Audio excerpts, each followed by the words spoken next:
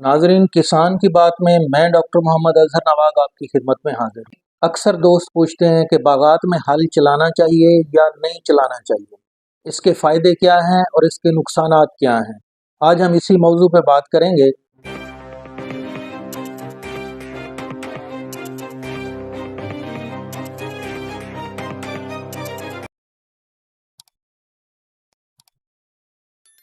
नाजरीन, जहाँ तक बाग में हल चलाने का ताल्लुक है तो इसका जवाब जो है वो सिर्फ हाँ या ना में नहीं दिया जा सकता।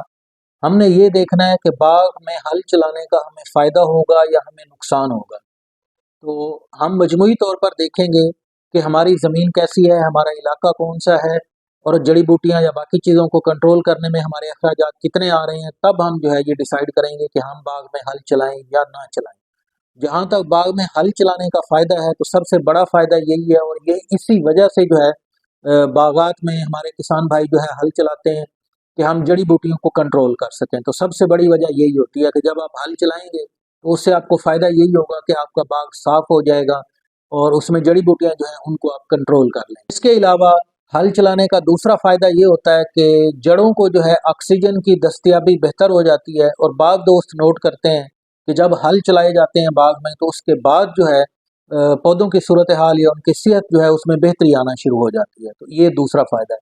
तीसरा फ़ायदा कि बाग देखने में जो है वो ज़रा साफ़ सुथरा और खूबसूरत लगता है। और इसका चौथा और आखिरी फ़ायदा हल चलाने का ये होता है कि अगर हल चलाने से पहले आपने कोई बाग में खाद वगैरह डाली है तो वो भी अच्छी तरह मिक्स हो जाती है। तो नाजरीन, अगर हम बाग में हल चलाने के नुकसानात के हवाले से देखें तो सबसे पहला और बड़ा नुकसान तो यही होता है, आपको पता ही है कि डीजल जो है आजकल बड़ा महंगा है, ट्रैक्टर की ज़रूरत पेश आती है और काफ़ी सारा डीजल जो है वो हल चलाने पे खर्च होता है। और हल कौन सा साल में एक दफ़ा चलाने होते हैं, ये आपको बार बार हल चलाने पड़ते हैं। जो दोस्त हल चलाने के आदी हैं, अपने बागात में हल चलाते हैं, तो उन्हें जो है कम अज़ कम जो है वो 5-6 बार बाग में एक साल के दौरानिए में 5-6 बार वो हल चलाते हैं। तो इस पे आप डीजल की कास्ट जो है वो कैलकुलेट कर सकते हैं। तो सबसे बड़ा नुकसान तो यही है कि आपको जो है हल चलाने के लिए डीजल खर्च करना पड़ता है और उस पे आपके पैसे खर्च होते हैं। दूसरा जो बड़ा नुकसान है वो ये है कि जब आप पौधों के करीब हल चलाते हैं तो पौधों की फीडर रूट्स और इवन उससे भी कुछ जो दीगर रूट्स हैं, इवन जो बड़ी जड़ें होती हैं, तो वो भी जो है वो डैमेज हो जाती हैं, उन पर जख्म बन जाते हैं और हम जड़ों को उखाड़ देते हैं। तो पौधा तो इन्हीं जड़ों के जरिए जो है वो, जो हम खाद वगैरह और पानी देते हैं, पौधा इन्हीं फीडर रूट्स के जरिए जो पहले 5-6 इंच के अंदर मौजूद होती हैं ज़मीन में, तो उन्हीं के जरिए जो है खाद खुराक और ये अपनी पानी वगैरह जो है वो जज़ब करता है। तो पौधा जो है फीडर रूट्स बनाता है, हम हल चला के उनको उखाड़ देते हैं। ना सिर्फ वो ज़ख्मी होती हैं बल्कि वो जड़ें जो है जब ख़त्म हो जाती हैं तो पौधा दोबारा एनर्जी लगा के अपनी नई जड़ें बनाता है। वो नई जड़ें बनाता है, हम दोबारा हल चला के उखाड़ देते हैं। तो ये भी एक बड़ा नुकसान है। तो पौधे की एनर्जी जो है जड़ों बनाने पे लगती रहती है, बार-बार लगती रहती है। और इसके साथ-साथ जो जड़ें ज़ख्मी हो जाती हैं, उन ज़ख्मी जड़ों से जो है ये फंगस के और बीमारियों के जो जरासीम हैं, वो उन ज़ख्मों से, उन जड़ों से जो है जड़ों के अंदर दाखिल हो जाते हैं और फिर जाके जैसे ये फाइटोप्थरा है, जड़ों के रूट रॉट की, कॉलर रॉट की, इन चीज़ों की वजह बनते हैं और ये जड़ों के ज़रिए दाखिल होके ये पौधे के अंदर उसके ऊपर वाले हिस्से तक, तने तक और उसके पत्तों तक, टहनियों तक पहुँच जाते हैं। और वहाँ पर जो है टहनियों को खुश्क होने की वजह, डाई बैक की वजह बनते हैं, टहनियाँ खुश्क होती हैं, गमोसिस होती है। तो ये वाले जो मसाइल हैं, ये उन बागात में ज़्यादा होते हैं जहाँ पर बार-बार हल चलाया जाए। नाज़रीन, जब हम बाग में हल चलाते हैं तो ज़मीन के अंदर जो है कुछ बैक्टीरिया, कुदरती बैक्टीरिया पाए जाते हैं, फ़ायदेमंद बैक्टीरिया पाए जाते हैं। जब हम हल चलाते हैं तो वो उनको हम जो है ना एक्सपोज़ कर देते हैं टू सनलाइट और जो एक्सटर्नल एनवायरनमेंट है उसकी तरफ। तो काफ़ी सारी जो है उन एक तरह से हम बैक्टीरिया को डिस्टर्ब कर देते हैं। तो ये भी एक बड़ा नुकसान है कि हम बैक्टीरिया जो है वो एक समझें ज़मीन में वो एक ज़िंदगी है और वो बहुत अहम होते हैं पौधों के लिए। वो ग़िज़ाई अज़्ज़ा को इस हालत में लेके आ रहे होते हैं कि पौधे जो है वहाँ से ग़िज़ाई अज़्ज़ा को जज़ब कर सकते हैं। इसके अलावा दीगर भी जो है वो काफ़ी सारे काम हैं इस जो बैक्टीरिया ज़मीन के अंदर मौजूद होते हैं। तो जब हम हल चलाते हैं तो हम उनको भी डिस्टर्ब कर रहे होते हैं। इसके अलावा नाज़रीन, बार-बार हल चलाने से जो है ज़मीन की साख़्त जो है वो भी ख़राब हो जाती है, जिसको आप सॉइल स्ट्रक्चर कह लें, तो वो भी हल चलाने से, बार-बार हल चलाने से वो भी ख़राब होती है। तो हल चलाना कोई अच्छी प्रैक्टिस नहीं है। जी नाज़रीन, हम फ़ायदे और नुकसान देखने के बाद अब हम नतीजा अख़ज़ करने की कोशिश करते हैं कि हमें बाग में हल चलाने चाहिए या नहीं चलाने चाहिए। तो मेरी राय में ऐसी ज़मीनें जो ज़रा पक्के वाट की हैं, सख्त ज़मीनें हैं, जिनका निकास बेहतर नहीं है, अगर आप पानी लगाते हैं और उसमें जो है वो 24 घंटे से ज़ायद देर तक जो है पानी खड़ा रहता है, खेत के अंदर पानी खड़ा रहता है, ज़मीनों का निकास अच्छा नहीं है या इवन 48 घंटे तक जो है उसके बाद भी पानी खड़ा रहता है, तो ऐसी ज़मीनों में हल चलाना जो है वो फ़ायदेमंद हो सकता है। और आप ये उन ज़मीनों में आप ये बात नोट करेंगे कि जैसे ही आप हल चलाएँगे, उससे आने वाले दिनों में बाग की सूरत हाल आपको बेहतर होने लगना शुरू हो जाती है। तो उसकी वजह ये होती है कि जब आप हल चलाते हैं तो ज़मीन में जो रूट्स हैं, ज़मीन के अंदर जो है वो ऑक्सीजन की अवेलेबिलिटी, ऑक्सीजन की दस्तयाबी जड़ों को जो है वो बढ़ जाती है। तो वो ऑक्सीजन की दस्तयाबी बढ़ने से जो है जड़ें भी ज़िंदा चीज़ें होती हैं, वो रिस्पायर कर रही होती हैं, सांस ले रही होती हैं। तो उनको जब ऑक्सीजन की अवेलेबिलिटी बेहतर होती है तो बज़ाहिर आपको लगता है कि हल चलाने से जो है बाग की सूरत हाल बेहतर हो गई है। तो ऐसी ज़मीनें जो पक्के वाट की हैं, जिनका निकास बेहतर नहीं है, तो वहाँ पर जो है आप किसी हद तक हल चला सकते हैं। साल में 2-3 बार जो है वहाँ पर आप हल चलाएँ और कोशिश करें कि हल चलाने की बजाय अगर आप रोटावेटर चलाएँ, वो जड़ी-बूटियों को भी ख़त्म करेगा और किसी हद तक एरेशन को भी बेहतर कर देगा, ठीक है? तो वो मैं समझता हूँ और जड़ों को कम से कम नुकसान पहुँचाएगा। तो बहरहाल जो पक्के वाट की ज़मीनें हैं, वहाँ पर आप किसी हद तक जो है ज़मीन को डिस्टर्ब कर सकते हैं, आप वहाँ पर जो है हल चला सकते हैं, रोटावेटर चला सकते हैं। लेकिन जिन ज़मीनों का निकास अच्छा है, जहाँ पर पानी ज़्यादा देर के लिए खड़ा नहीं होता, तो वहाँ पर हल चलाने का फ़ायदा नहीं है। तो हमें हल नहीं चलाने चाहिए, वहाँ पर उल्टा नुकसान होगा। हम हल चलाएँगे, हल चलाने से जो है पौधों की जड़ें ज़ख्मी होंगी, वहाँ से जो है जो फफूंदी वगैरह और फंगस है, वो दाखिल होगी और वो हमारे लिए गमोसिस, डाईबैक, रूट रॉट और तरह-तरह के मसाइल जो है वो पैदा करेगी। तो उससे अवॉइड करें, जिन ज़मीनों का निकास अच्छा है, वहाँ पर हल चलाने की ज़रूरत नहीं है। अब अगली बात आ जाती है कि अगर हल नहीं चलाएँगे, तो फिर जड़ी-बूटियों को कैसे कंट्रोल करेंगे? तो जड़ी-बूटियों को कंट्रोल करने के लिए आपके पास 2 तरीकाकार मौजूद हैं, या तो आप जो है ग्लाइफोसेट का या पैराक्वाट का स्प्रे करके जड़ी-बूटियों को कंट्रोल कर लें।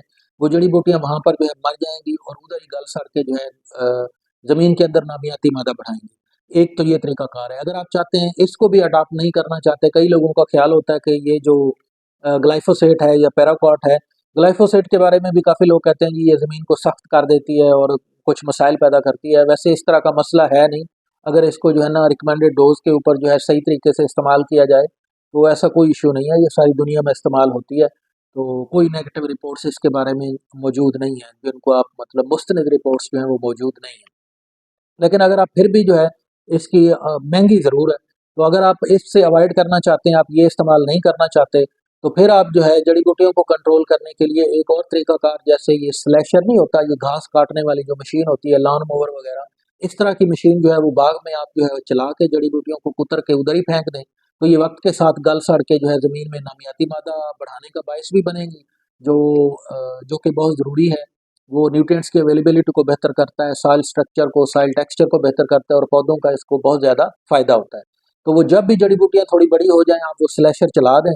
वो ट्रैक्टर माउंटेड, ट्रैक्टर से चलने वाले स्लैशर भी मौजूद हैं, डीज़ल इंजन और पेट्रोल इंजन से चलने वाले मौजूद हैं। इसी तरह जो है अब सादा-सी मशीनें भी आ गई हैं, जिनसे लॉन में या कटिंग वगैरह हो रही होती है। वो ऐसे फिरकी-नुमा मोटर लगी होती है, उसके ऊपर जो है वो प्लास्टिक की या स्टील के ब्लेड लगे होते हैं। तो उससे भी जो है वो हम लेबर लगा के उससे जड़ी-बूटियों की कटाई करवा के वो काटते जाएँगे और उधर ही फेंकते जाएँगे। कुछ दिनों के बाद महीने 2 महीने के अंदर जो है वो आहिस्ता-आहिस्ता गलना-सड़ना शुरू हो जाती है और ज़मीन में नामियाती मादा जो है उसको बेहतर कर देती है। तो जड़ी-बूटियों को हम इस तरीकाकार से भी कंट्रोल कर सकते हैं। तो अगर आप जो है ये आखिरी वाला तरीकाकार जो मैंने आपको बताया है कि आप सॉइल कवर के तौर पे इनको यूज़ करें जड़ी-बूटियों को, इनको जो है स्लैशर से या लॉन मोवर से काटते रहें, तो ये सॉइल कवर के तौर पे काम करेंगी और ख़ास तौर पर वैसे भी रिकमेंडेड है कि ये जून, जुलाई और अगस्त का जो महीना है, बारिशें शुरू होने से पहले तक इन 2-3 महीनों में जो है ख़ास तौर पे जून और जुलाई में टेम्परेचर बहुत हाई होता है। तो इस वक़्त तो वैसे भी जड़ी-बूटियों बाग में हल चलाने का भी मशवरा नहीं दिया जाता और जड़ी-बूटियों को ख़त्म करने का या कोई भी वीडीसाइड भी स्प्रे करने का मशवरा नहीं दिया जाता।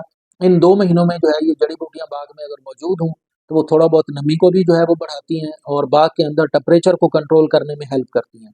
और बाग के अंदर जो है इसमें आप नोट करेंगे कि ऐसे बागात जिनमें जो पौधे थोड़े कमज़ोर हों और उनको सारा साल साफ रखा जाए, जड़ी-बूटियों को कंट्रोल किया जाए, बार-बार हल चलाया जाए, तो उनमें ये जो सनबर्न का मसला है, फ्रूट एक साइड से जल जाता है, ये वाला मसला जो है वो ज़्यादा आता है। इवन बाज़ पौधों के जो है पत्ते भी, ये साउदर्न वेस्टर्न साइड जो शुमाल मगरबी साइड है, इस साइड पे फ्रूट भी और पत्ते भी जलना शुरू हो जाते हैं।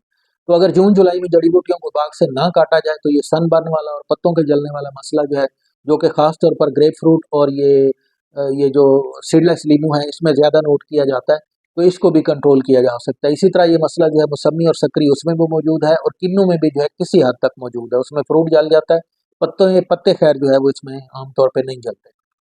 तो जड़ी बूटियों को 2 महीने तो हमने वैसे भी उनको बाग के अंदर रखना है, और अगर हम इनको हमेशा के लिए ही रख लें और इसको काट के उधर ही फेंकते रहें स्लैशर के जरिए, तो ये मेरे ख्याल में ज़्यादा बेहतर होगा। जी नाजरीन, एक और अहम बात कि अगर आपकी ज़मीन का निकास अच्छा नहीं है, तो बजाय बार बार हल चलाने के आपके लिए ये ज़्यादा मुनासिब होगा कि ऐसी ज़मीनें जहाँ जो पानी खड़ा रखती हैं, वहाँ पर आप बार बार हल चलाने की बजाय ये जो एक कोड़ वाला हल होता है, उसे टेक्निकली तो सब साइलर कहते हैं। जैसे ये चीजल नहीं होता, चीजल प्लो, इसी तरह का एक जो है हल होता है एक कोड़ वाला, उसे सब साइलर कहते हैं। या अगर सब साइलर वो वाला ना अवेलेबल हो, तो आप इसी जो चीजल प्लो है, तो किसी ना हर गांव में एक आध जिम्मेदार के पास होता है, तो ये वाला जो है ये काफी गहरा लगने वाला हल होता है, 2.5-3 फुट तक चला जाता है। तो इसके दो जो कोड़ हैं वो आप खोल दें, दरमियान वाला एक कोड़ बच जाएगा। ये एक कोड़ जो है आमतौर पे हमारे जो ज्यादातर बागात हैं वो 20 फुट पे लगे हुए हैं, यानी लाइन से लाइन का फासला 20 फुट है।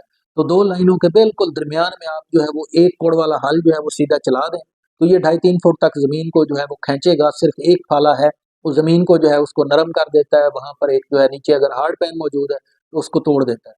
तो इसके बाद जब आप पानी देंगे या मतलब रूटीन में बारिशें वगैरह होंगी, तो ये जो हार्ड पैन टूट गया है, इसी जगह से जो है इर्द गिर्द का पानी वो जमीन के अंदर लीच डाउन हो जाएगा, और ज़मीन का निकास जो है वो बेहतर हो जाएगा, और इसका डेफिनेटली आप जो है वो फ़ायदा नोट करेंगे। तो ज़मीन का निकास जो है वो बेहतर करने के लिए खड़े बागात में, बड़े बागात में जो है आप ये तरीकाकार इस्तेमाल कर सकते हैं, तो फिर आपको बार-बार हल चलाने की ज़रूरत पेश नहीं आएगी।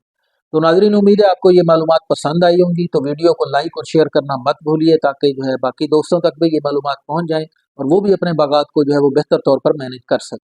और अगर अभी तक आपने हमारा चैनल सब्सक्राइब नहीं किया, तो हमारे चैनल को सब्सक्राइब कर लें।